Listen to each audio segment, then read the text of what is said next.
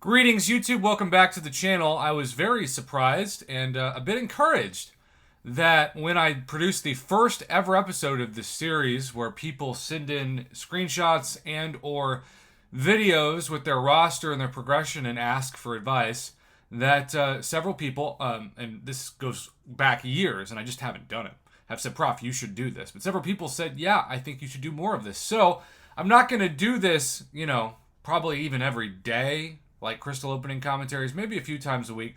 If it becomes really popular, maybe I'll do it closer to daily. I don't know. It's weird when I've got a new series I'm launching on my channel at the same time that I feel like I should take a step back from YouTube altogether.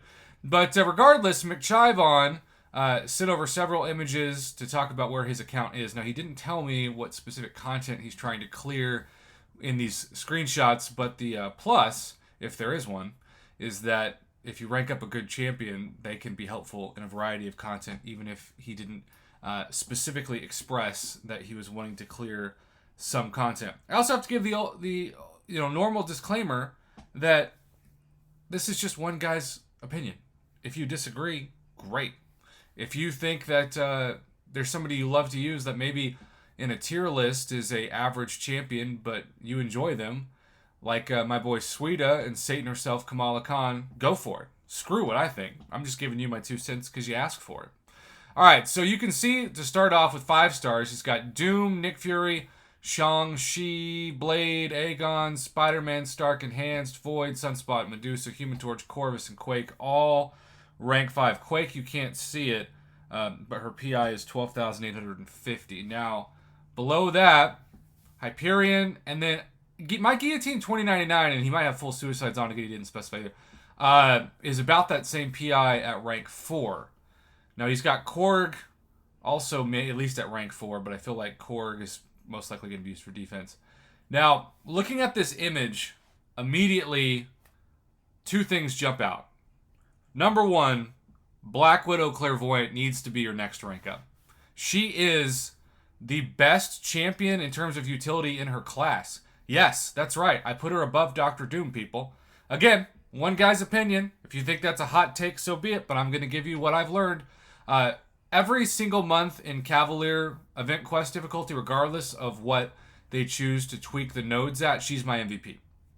I do like all the fights with her. And I don't have a 6-star. I just have a 565 5-star. And I know her PI is very high, which means she's not rank 5 here. Warlock, similarly, and I'm going to assume for the sake of argument, I know he's not awakened, but I'm assuming for the sake of argument he's not rank 5. If he is, ignore this, but I'm guessing he's rank 4. Warlock is also another MVP, regardless of nodes, every month in Cavalier Event Quest with, I wouldn't say quite as much utility, but pretty close to Black Widow Clairvoyant. So Black Widow Clairvoyant and Warlock, first 2 priorities. Forget Vinmaduck, forget Sentinel.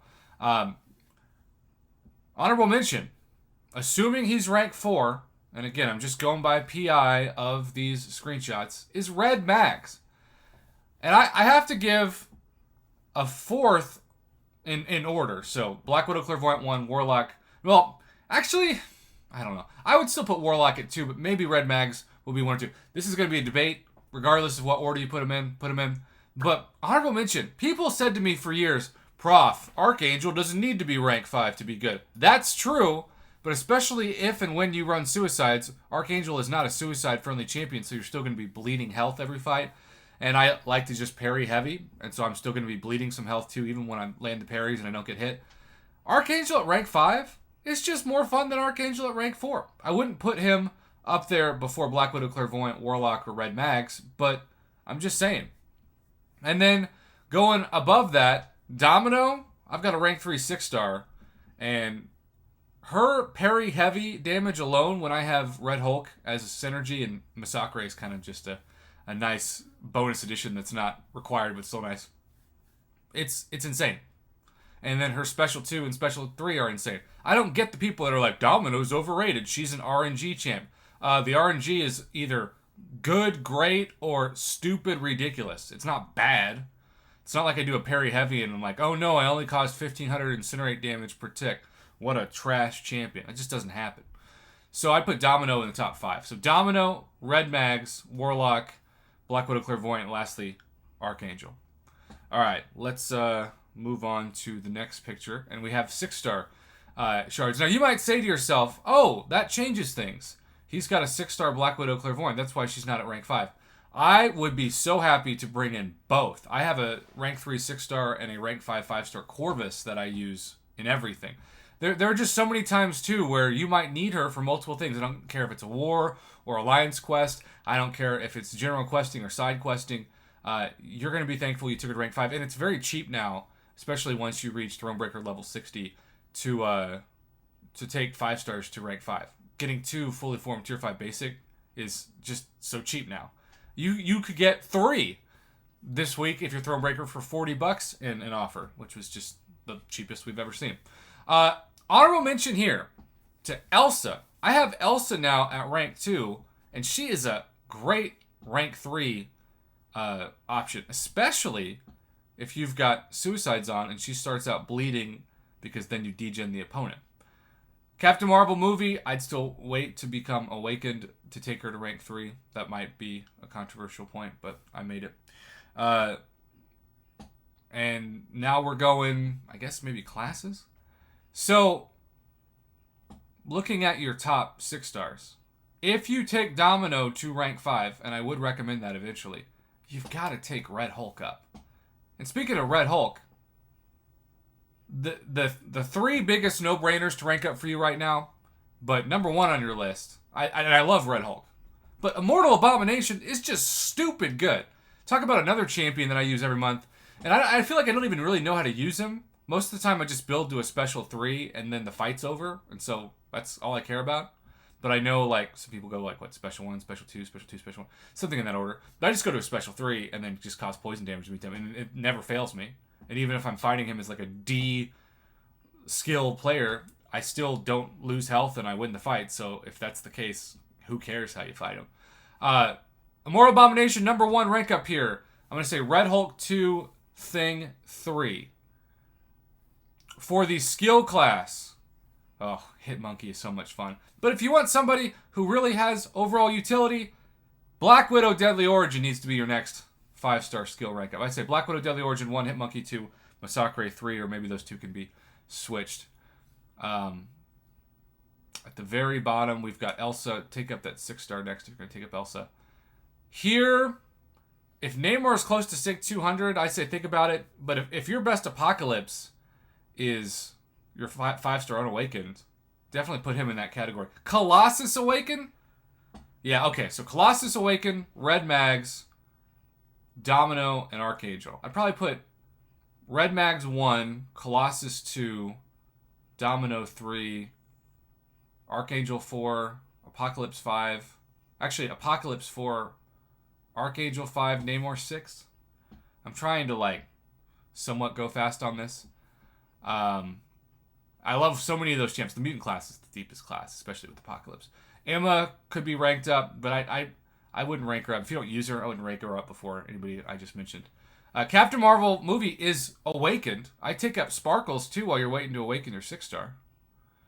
Cole Obsidian is also kind of a one-trick pony, but a quality champ. And then here we have the tech class. If you're not good with Ghost, I guess you're fine having her ranked down there, but certainly eventually you want to take her up. Warlock is still such a no-brainer to take up.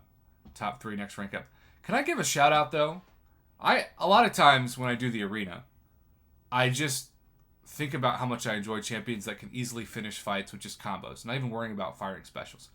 The champion this year that I've been like, man, this guy's really fun to play, I'm shocked, is Silver Centurion. I'm not saying you should rank him up in even the next 10 rank ups, but at some point, I'm just saying, Ultron, take that guy up. 4,800 PI? Come on, bro. Come on. And then this class, we've talked about Black Widow Clairvoyant. I think you'd want to have both. Magic is still somebody, at least take her to rank 4, that you can be pumped up about.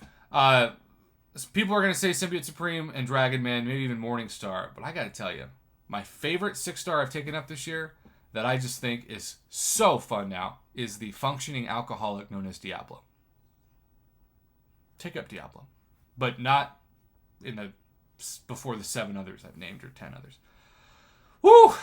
This took a little bit longer than I thought, and I feel like I flew through it, which to me doesn't make any sense, but that's just the reality of breaking down someone's roster. The fun thing about this series is that, unlike crystal opening commentaries, where a lot of people don't have the patience or the recording stamina to record 5+ 5 stars and 6 stars, anybody's got a roster that they need advice on. The bigger problem is this is so accessible that I could have 100 submissions in a day, and suddenly I'm backed up for the next 5 months.